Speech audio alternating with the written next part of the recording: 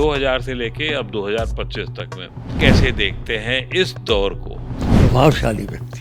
तीसरी बार जीते। अगर जवाहरलाल जी के बाद कोई आदमी उठा वैसे तो नरेंद्र मोदी उठा। ऐसी खबर आई कि आप राष्ट्रपति बनने वाले हैं। हम उस समय लेफ्ट फ्रंट के ऊपर निर्भर थे। कहते हाँ योग्य हैं, स्कॉलर हैं, अच्छा काम किया है उन्होंने, लेकिन we are a socialist country, how can we elect a maharaja son as president? आपने कुछ आकलन किया है? नहीं, मैंने नहीं किया। दिल्ली को लेकर कुछ राजनीतिक मैंने नहीं किया। नमस्कार। नवोदय टाइम्स और पंजाब केसरी के विशेष साक्षात्कार की सिलसिले में आज देश के बिल्कुल एक अलग विजन से आपको परिचित कराया जाएगा। महाराज कर्ण सिंह साहब हमारे साथ हैं। आप सब जानते हैं देश की राजनीति की शुरुआत, देश के बनने से शुरुआत, आज़ादी की लड़ाई से, और देश की राजनीति नहीं, देश की संस्कृति और अध्यात्म से जुड़ा व्यक्ति अगर कोई इतना परिपक्व और इतने विशाल तरीके से जुड़ा हुआ है तो शायद डॉक्टर कर्ण सिंह साहब हैं। बहुत बहुत स्वागत है सर आपका नवोदय टाइम्स पंजाब केसरी में। आपको क्या लगता है कि कैसा देश हमारा बना है, कैसा देश, हम कैसे देश पे गर्व कर रहे हैं? अंग्रेजों का राज्य भी मैंने देखा, पिताजी का राज्य भी मैंने देखा, बहुत सारे परिवर्तन देखे। जो हमारी आज़ादी हुई बहुत अद्भुत हुई, इसमें कोई शक नहीं। एक बात मैं कह देना चाहता हूँ शुरू में, थोड़ी कठिन है, कठोर है। हम आज़ादी की लड़ाई और आज़ादी के दिन तो बहुत खुशी के साथ मनाते हैं, मनाना भी चाहिए, लेकिन जो लोग बंटवारे में लाखों लोग मारे गए और घर से बेघर हुए, उनको भी कभी कभी याद करना चाहिए इसी वास्ते से कि हम तो उस क्षेत्र के रहने वाले हैं जहाँ के लोग कटे। हम तो दिल्ली जब आए तो ये सारा ही एक रेफ्यूजी कैंप था, सारी दिल्ली। तो उन लोगों को भी कभी कभी हमें याद रखना चाहिए।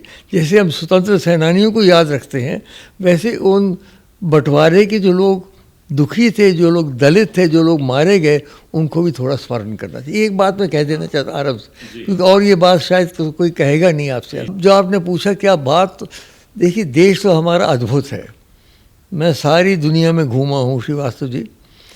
जैसा हमारा देश है, हमारी विविधता, हर एक क्षेत्र में अपनी भाषा, अपना लगाव, अपना भोजन, अपने गीत, कोई ऐसा देश नहीं है। अगर आप सारे यूरोप को इकट्ठा लें तब जाके भारतवर्ष के साथ कोई, उनके साथ आप कर सकते हैं कोई मुकाबला।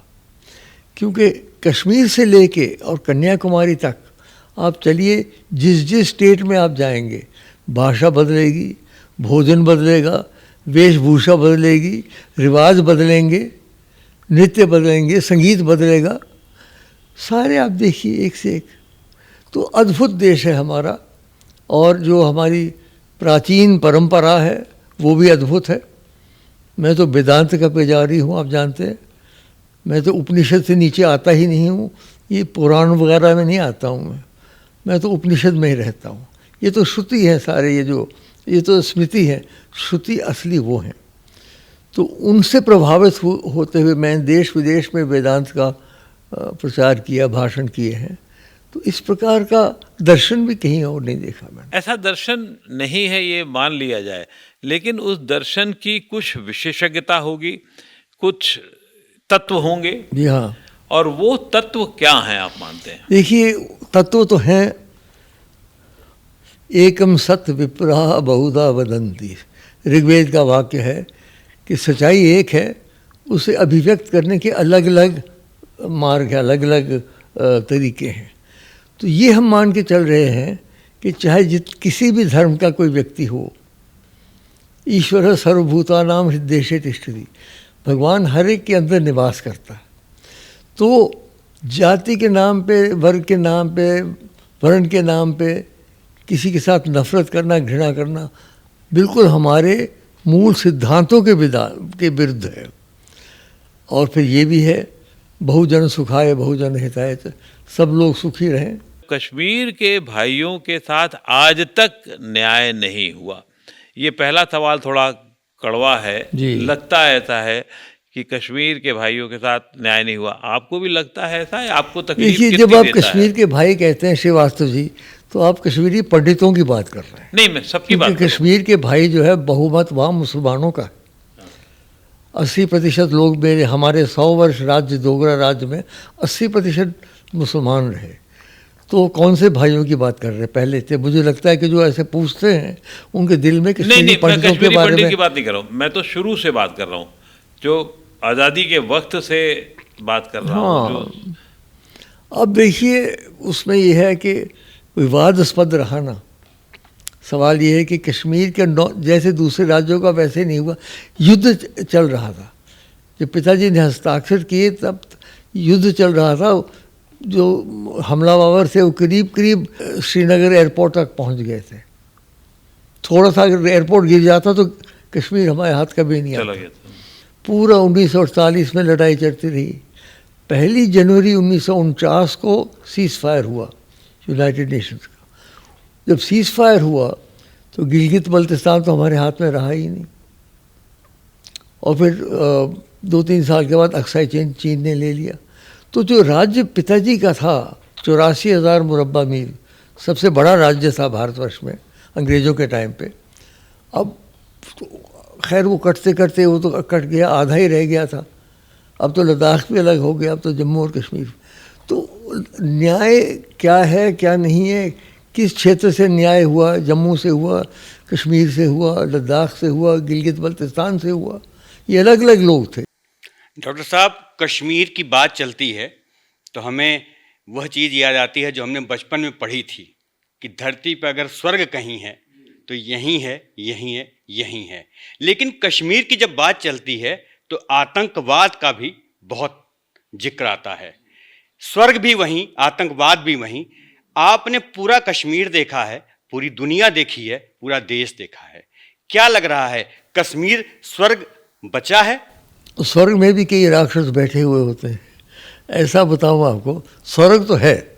अब आप देखिए जो गुलमर्ग का क्या नज़ारा है आजकल बर्फ़ में। लेकिन पाकिस्तान ने आरंभ से कोशिश की कि किसी तरीके से कश्मीर वादी को वो ले लें। गिलगित बल्तिस्तान का POK उन्होंने लिया, उससे वो संतुष्ट नहीं है। आधी राज उनके पास है, वो कश्मीर वादी। तो पहले तो युद्ध किया 1947 में, वो असफल हुआ। फिर घुसपैठिए भेजे 62 में, जिसकी वजह से लड़ाई हुई लाल बहादुर जी के टाइम पे, वो असफल हुआ। फिर बांग्लादेश के वक्त भी उन्होंने हमला किया। तो कई उन्होंने कोशिश की। जब और कहीं नहीं हुआ तो आतंकवाद भी उनका एक वो अस्त्र था। और वो अलग अलग उनके जो ग्रुप्स वहाँ बैठे हुए हैं वो कुछ करते हैं। अब कुछ कंट्रोल में आए हैं, लेकिन कोई कहे कि आतंकवाद ख़त्म हो गया, वो नहीं कह सकते। आर्टिकल 370 और 35 है, जो कभी एक सेतु का काम करता था जम्मू कश्मीर को पूरे भारत से जोड़ने का।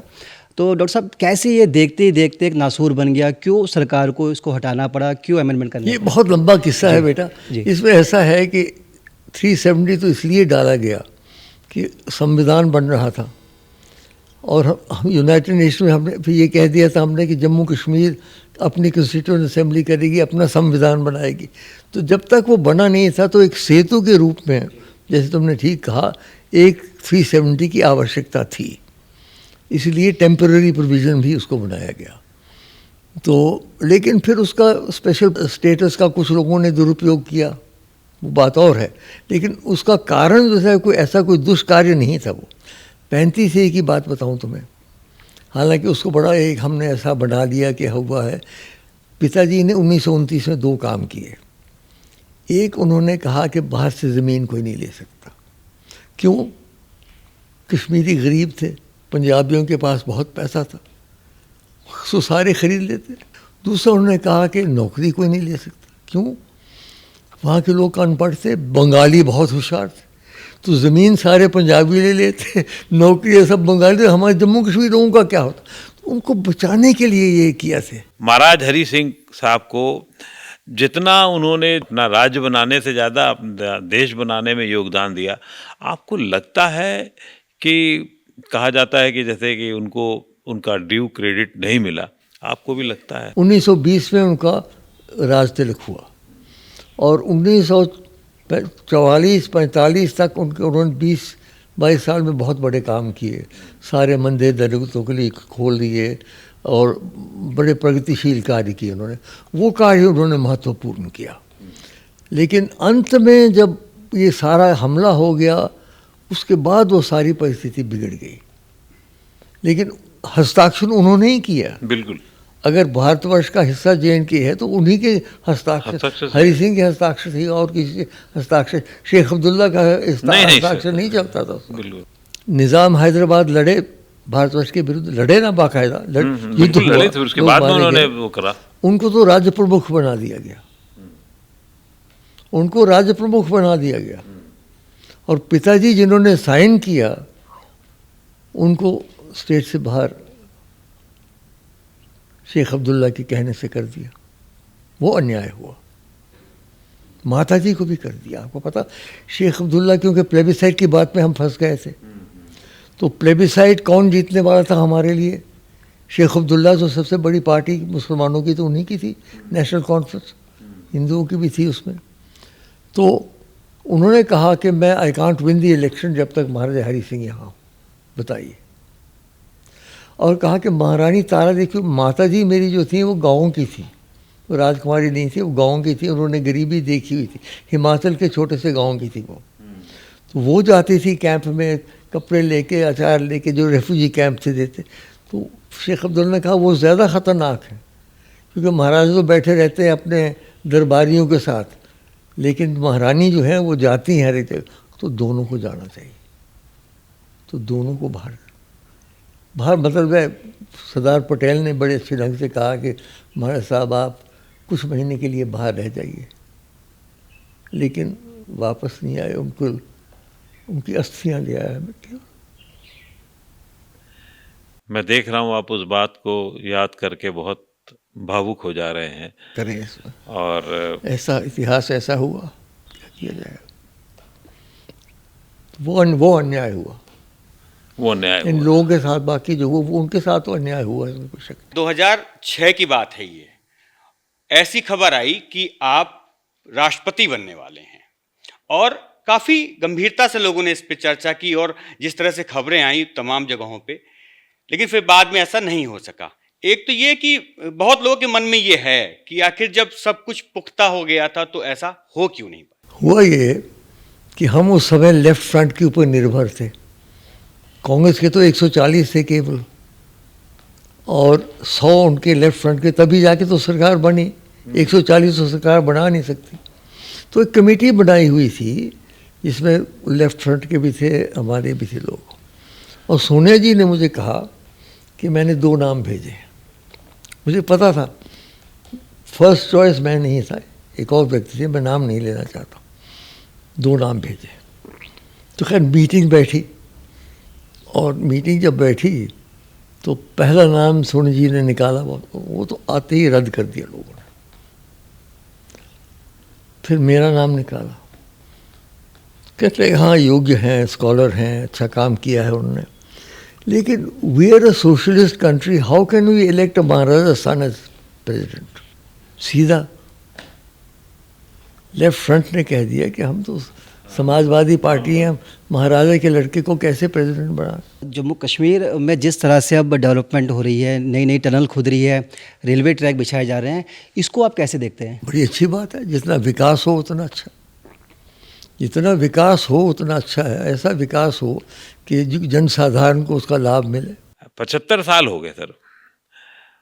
अगर उसको हम 3 हिस्सों में 25-25 साल के में बांटें, पहला खंड आज़ादी से लेकर के और अभी ज़्यादा इमरजेंसी तक मान लें वो था। उस खंड में देश में विकास कैसे किया, आप कैसा मानते हैं? बहुत किया। देखिए, पंडित जवाहरलाल नेहरू छाए थे, उनकी किताबें पढ़ के ही मैं बड़ा हुआ। डिस्कवरी ऑफ इंडिया, ऑटोबायोग्राफी, उन्हीं का प्रभाव मेरी जनरेशन पर, जो युवा पीढ़ी थी। तो जैसे आज मोदी जी छाए हुए हैं ना, बिल्कुल वैसे जवाहरलाल जी छाए हुए थे। जहाँ भी जाते थे लाखों लोग इकट्ठे हो जाते थे। हालांकि ये आपके सारे उपकरण नहीं थे उन दिनों में टेक्नोलॉजिकल, लेकिन जो भी करते थे बोलते थे।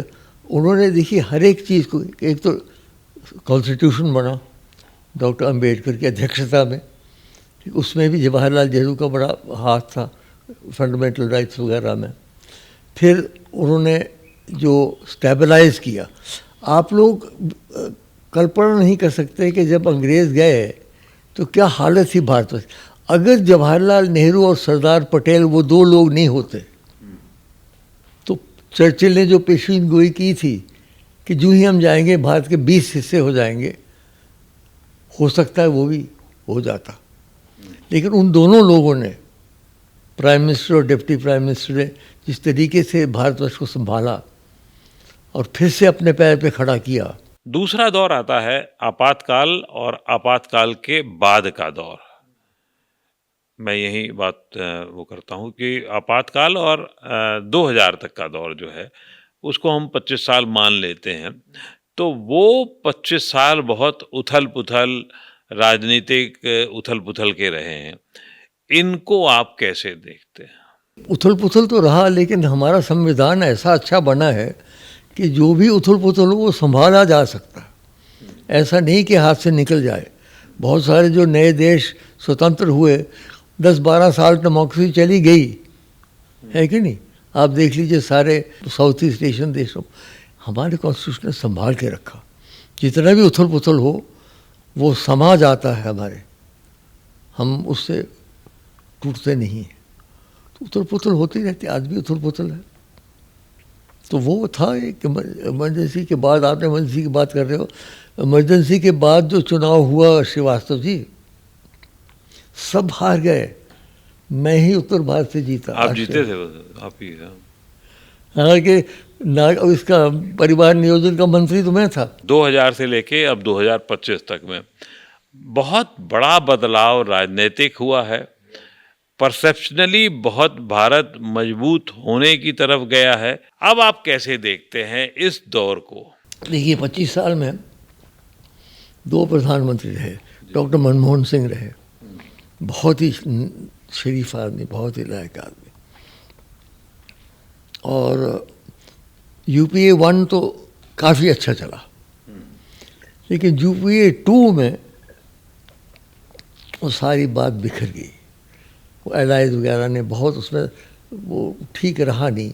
कुछ ये भी विचार हो सकता था कि UPA 2 में शायद प्रणब मुखर्जी को यदि वो प्रधानमंत्री बनाते और डॉक्टर मनमोहन सिंह को राष्ट्रपति बनाते तो शायद बेटर होता, लेकिन वो तो स्पेकुलेशन की बात है, जो हुई बात।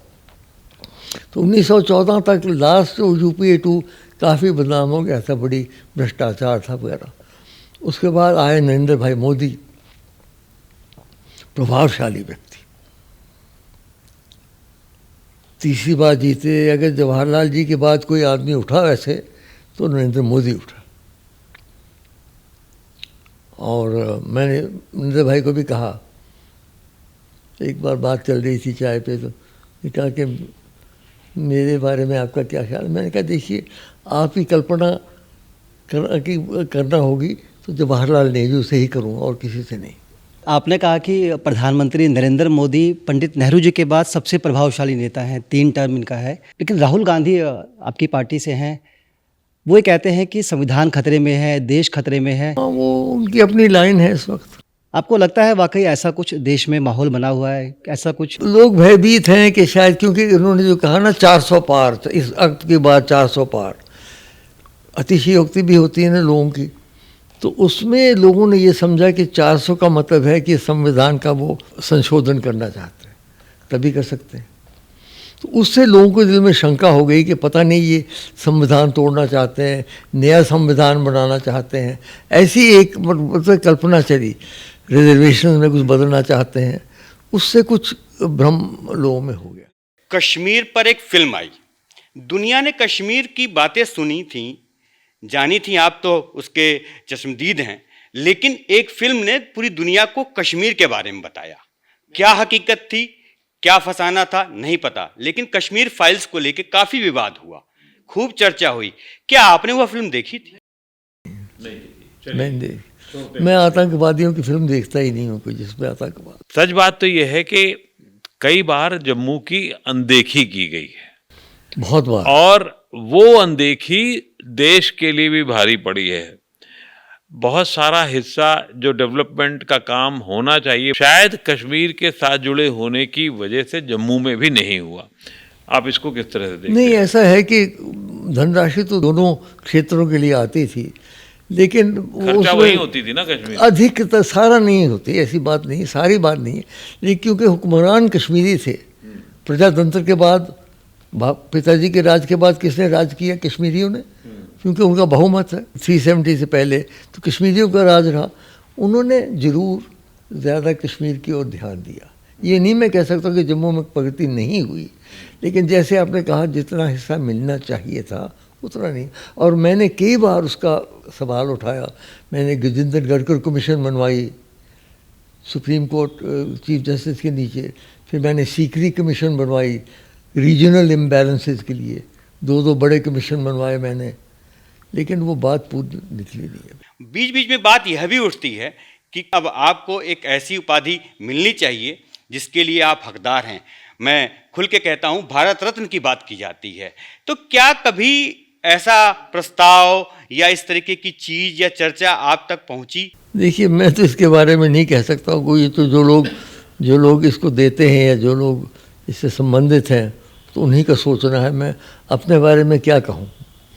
यही कह सकता हूँ कि भाई जितना मैंने देखा है, जितना किया है, शायद कम, संभवतः बहुत कम लोग हैं जिन्होंने किया। अब आगे वो रहे, अमित भाई बैठे हैं, नरेंद्र भाई बैठे हैं, दोनों। कश्मीर और दिल्ली में इस समय समानता ये हो गई है कि वह भी केंद्र शासित प्रदेश है और दिल्ली भी केंद्र शासित प्रदेश है। दिल्ली में जो सरकार है उसके टकराव यहाँ के एलजी से होते रहते हैं। क्या लगता है आपको चीजें बदलनी चाहिए? शीला दीक्षित 3 बार रही मुख्यमंत्री, कोई टकराव नहीं हुआ कभी। हुआ कभी? जी। तो इसलिए आवश्यक, अनिवार्य नहीं है कि टकराव हो, लेकिन जब केंद्र सरकार में एक पार्टी अलग है और दिल्ली सरकार में एक ऐसी पार्टी बननी जो उसके बिल्कुल विरुद्ध है, तो टकराव होना तो संभावना तो होती है। जम्मू कश्मीर में मैं केवल यही कहूँगा कि शीघ्र अतिशीघ्र ये पूर्ण राज्य देना चाहिए, क्योंकि ये परिस्थिति, आपने बिल्कुल ठीक कहा, ये जो परिस्थिति में ड्यूअल अथॉरिटी होती है, चीफ मिनिस्टर की और गवर्नर की, ये अच्छा नहीं है। हम नहीं चाहते कि जम्मू कश्मीर में कोई टकराव शुरू हो, क्योंकि जम्मू कश्मीर में तो हम स्थायी सरकार चाहते हैं। चुनाव करवा दिए, बड़े अच्छे चुनाव हुए इस बार, मैं कहूँगा बिल्कुल फ्री एंड फेयर चुनाव हुए, क्योंकि मैं तो नज़र रखता था सारे पे। लेकिन अब भारत सरकार को मेरी राय है कि यथाशीघ्र उनको राज्य का दर्जा देना चाहिए। क्या दिल्ली को भी आप पूर्ण राज्य बनाने की मांग कर रहे हैं? दिल्ली राजधानी है, दिल्ली में सब फॉरेन एम्बसीज हैं, बहुत सारे आर्मी वगैरह हैं, तो दिल्ली में शायद रखना आवश्यक हो, शायद हो भी सकता है नहीं। जैसे वाशिंगटन डीसी में भी, वाशिंगटन में वो डीसी डिस्ट्रिक्ट कोलंबिया में वो है उसका स्पेशल राज। तो दिल्ली वाले तो चाहते हैं कि पूरा राज्य उनको दिया जाए, लेकिन ये कम से कम ये लचन दिल्ली वाला जो है, एनडीएमसी वाला, ये तो भारत सरकार के नीचे रहना चाहिए। राहुल गांधी और प्रियंका गांधी, दोनों में से कौन आपको ज़्यादा लगता है कि इनको पॉलिटिकल समझ है? देखिए, मैं तो बचपन से राजीव गांधी को भी बचपन से जानता हूँ, राजीव और संजय को। जब मैं था, वो 19 साल के थे, एक 7 का था और एक 8 का, छोटे थे 5-6-7, उनको भी देखा। ये तो बिल्कुल ही छोटे हैं, ये तो उनसे भी नेक्स्ट जनरेशन है। इनको सबको मैंने बचपन से देखा हुआ है। अब अच्छे कौन है, दोनों अपने अपने तरीके से। राहुल गांधी ने जिस प्रकार से पदयात्रा की, भारत जोड़ो यात्रा, भारत जोड़ो वाला 3500 किलोमीटर पैदल चलने को आसान बात नहीं है, तो उन्होंने वो किया। प्रियंका बोलने में बड़ी अच्छी है, प्रभावशाली, तो दोनों में अपने अपने गुण हैं। आप देश के सांस्कृतिक दूत भी हैं था, और इस लिहाज से मैं ये मानता हूं कि आपकी बात बहुत महत्वपूर्ण तरीके से सुनी जाएगी। जी। आप देश में इस समय जिस स्थितियां हैं उसको किस तरह से देखते हैं, थोड़ा और जरा विस्तार से बताइए। देखिए, आप मेरा इम्तिहान ले रहे हैं ना, तो मैं ये बताऊं आपको कि हर एक स्थिति में 2 प्रकार, कुछ पॉजिटिव होते हैं, कुछ नेगेटिव होते हैं। पॉजिटिव ये है कि भाई अपनी संस्कृति का फिर से अभिव्यक्ति हो रही है। अब एक धर्म पनप रहा है वो तो ठीक है, लेकिन किसी दूसरे धर्म के विरुद्ध विचारधारा बने वो अच्छी नहीं है। मैं तो खैर मुसलमान बहुमत राज्य से आता हूँ। हम तो बचपन से जैसे अपने मंदिरों में जाते थे, हम मखदूम साहब भी हाजिरी भरते थे, बाबा ऋषि भी भरते थे, चरारे सिर भी भरते थे। हमारे दिल में तो कभी अंतर रहा नहीं। दरबार साहब से हमारा परिवार उठा था वहाँ भी। तो हम इंटरफेथ मूवमेंट पे जो कोशिश है हमारी कि सब धर्म के लोग इकट्ठे रहें, थोड़ा सा मैं देख रहा हूँ कि बहुत से अच्छी बातें होते हुए भी समाज में फिर से शगाफ बढ़ रहा है। शगाफ का दूरी हिस्सा हो तो शगाफ बढ़ रहा है फिर से समाज में, वो बात अच्छी नहीं है। क्योंकि हमने देखा आज़ादी से पहले शगाफ बढ़ते बढ़ते बढ़ते बढ़ते देश के ही 3 टुकड़े हो गए। मैं नहीं कहता हूँ कि देश के टुकड़े फिर से हो सकते हैं, संभव नहीं है, लेकिन शगाफ बढ़ना नहीं चाहिए। इस समय चुनावी बयार चल रही है, पूरी दिल्ली में शोर मचा हुआ है और भारतीय जनता पार्टी अलग दम लगा रही है, आम आदमी पार्टी अलग दम लगा रही है, कांग्रेस इस बार बहुत ही मजबूती के साथ लड़ाई लड़ रही है। आपने कुछ आकलन किया है? नहीं, मैंने नहीं किया दिल्ली को लेकर कुछ राजनीतिक मैंने नहीं किया। आप कवि हैं और आपने बहुत कविताएं भी लिखी पढ़ी सुनाई हैं। कवि मन आपका क्या कहता है आज के दौर में जो साहित्य का पूरा दौर चल रहा है, चाहे वो कविताओं की बात हो, चाहे वो दूसरी चीज़ों की बात हो? हिंदी साहित्य देखिए, मैं जब ज्ञानपीठ अवार्ड का अध्यक्ष था 12 वर्ष, तब मैं सब जितनी भारतवर्ष में भाषाएं थी सबके साथ मेरा संबंध बना हुआ था, क्योंकि हमने तो सब बारी बारी सबको दिया। उसके बाद मेरा कोई संबंध रहा नहीं, व्यक्तिगत संबंध नहीं रखा। जैसे राम सहाय जी दिनकर जी आते थे, या वो और जो कवि लोग आते थे यहाँ मुझे मिलने, या वो अब आजकल रहे नहीं। आजकल नई जनरेशन के लोग रहे हैं, न मेरी उनसे परिचय है, न मैंने उनके कार्य के बारे में अधिक कुछ कह सकता। अच्छा, आप ये बताएं क्या कि जो आप सांस्कृतिक चेतना जो आज़ादी के वक्त थी, हाँ, और जो आज है, जो लोग आपसे मिलने जुलने आते हैं समझते हैं, उसमें किस तरीके का अंतर आप पाते हैं? मेरी पीढ़ी के लोग ही आते थे ना मुझे मिलने अधिकतर। तो वो पीढ़ी तो उनकी तो विचारधारा अलग थी। आजकल नई पीढ़ी, वैसे भगवान की दया से हमारे बेटे एक पीढ़ी के हैं, पोते भी हैं, तो तीनों पीढ़ियों से हमारा संबंध बना रहता है। क्योंकि मेरी पीढ़ी के तो बहुत कम लोग रह गए। नहीं, लेकिन मिलते तो बच्चे, जैसे आपने कहा पोते भी मिलते हैं। पोते मिलते हैं, उनसे मैं बहुत कुछ सीखता हूँ। उनकी विचारधारा बिल्कुल स्वतंत्र है। एक तो वो बहुत सारे जो लोग मैंने देखा, यंग पीपल जो है, वो राजनीति से मुतनफ़िर है, पसंद नहीं करते राजनीति। जो राजनीति जिस किस्म की चल रही है वो नहीं पसंद करते, कहते साहब ये क्या है तमाशा, पैसा बट रहा है करोड़ों रुपए। यानी पहले कुछ था, अब कहते हैं, किसी पार्टी की बात नहीं कर रहा हूँ, जनरली, कि टिकट लेने के लिए ही पहले करोड़ों रुपए खर्चो, फिर इलेक्शन के लिए करोड़ों रुपए करो। तो युवा पीढ़ी कैसे आएगी इसमें? साधारण लोग कैसे आएंगे इसमें? ये बात आपको बहुत तकलीफ देती रही है कि जम्मू कश्मीर की राजनीति के या उसके मुद्दे को हल करने के लिए आपसे बहुत सलाह नहीं ली गई, आपको उस प्रक्रिया में शामिल नहीं किया गया। आखिर उसकी क्या वजह रही होगी? मैं यही कह सकता हूँ कि वो समझते होंगे कि ये पुराने राजघराने के लोग थे, ये डोगरास हैं, अगर इनको कहेंगे तो ये जम्मू की बात करेंगे, कश्मीरी नाराज़ हो जाएंगे। हालांकि बिल्कुल गलत है। कश्मीर में जितनी शुभकामनाएं हमारे साथ है, शायद इतनी जम्मू में भी नहीं है। मुझे कई लोग पूछते हैं आपका सीक्रेट वेपन क्या है? सर कैसे? मैं कहा ये है मेरा सीक्रेट वेपन, ओम नमः शिवाय। कोई सीक्रेट वेपन नहीं, भगवान शंकर की कृपा है। तभी जो कुछ मैंने किया उन्हीं की कृपा से करूँगा, और जब तक वो कहेंगे बैठे रहेंगे, जब वो कहेंगे चले चलो चले चलते, क्या कहते। बहुत बहुत धन्यवाद डॉक्टर साहब। Thank you.